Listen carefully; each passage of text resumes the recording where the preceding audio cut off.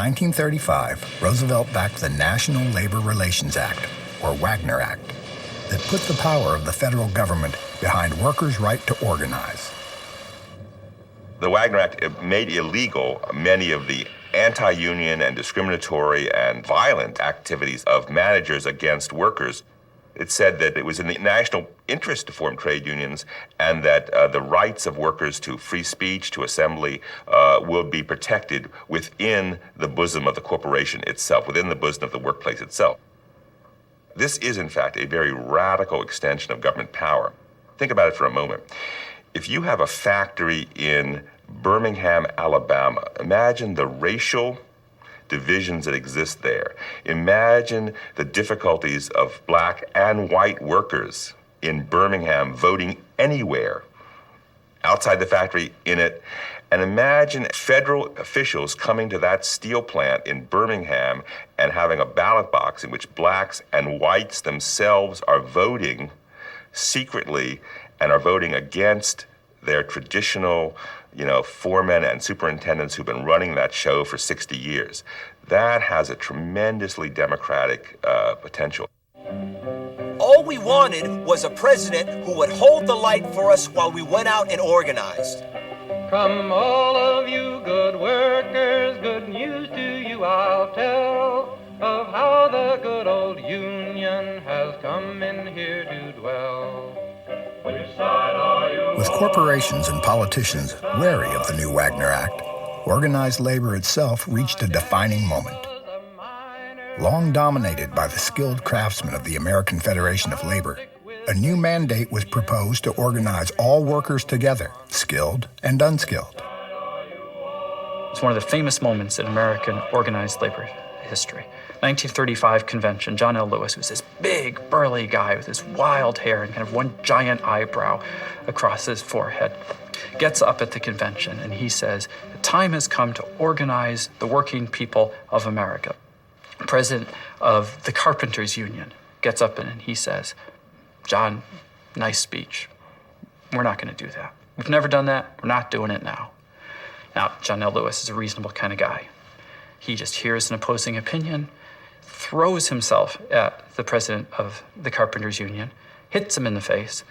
They start swinging away at each other. They're rolling around on the floor of the AFL convention. The other delegates rush over and separate them. John L. Lewis gets up, he brushes himself off, he walks out of the AFL convention, and he never comes back. He then forms a new labor federation, the Congress of Industrial Organizations, the CIO, whose sole purpose is to organize the major industries of America, which means organizing unskilled workers. This union maid was wise to the tricks of company spies. She couldn't be fooled by a company stool. She'd always organize the guys. She'd always get her way. Though the first strikes were planned for the steel industry, workers at the General Motors plants in Flint, Michigan, jumped the gun. What they decided to do is stage a sit-down strike. In other words, what they did, instead of leaving the plant, they sat down right inside the plant and they said, we're not leaving until we get the union recognition from General Motors that the federal government says we have a right to have. And that's a dramatic thing to do. What it also is, it's an incredibly good tactic because it means that General Motors can't run its plant. And suddenly this huge General Motors empire that stretched all around the United States was starting to creak. It was having a hard time maintaining production. And finally, General Motors had no choice. And so in February 1937, they recognized the right of these workers to form a union called the United Automobile Workers. That was the largest industrial corporation in the world, brought to its knees by a handful of guys inside their plant. When that happened, the floodgates were open for the CIO. Fellow workers, we want peace and prosperity in this country here. That's what we're fighting for, and that's what we're going to have. Chrysler, U.S. Steel, and General Electric soon followed.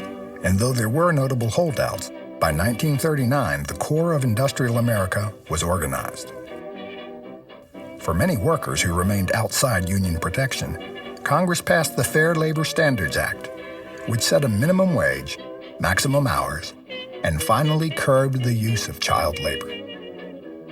These worker protections were protested on both sides by those who thought they went too far and those who thought they didn't go far enough in covering all workers. But for all its flaws, New Deal labor legislation forever altered the landscape between labor and business and the government's role in their relationship. When there's no question anymore that it's going to stay, American working life was utterly different. Ordinary people, for the first time, feel a direct connection to their government. They feel it's their government. This was a moment in time when the working class felt they had a stake in their government and their government had a stake in them.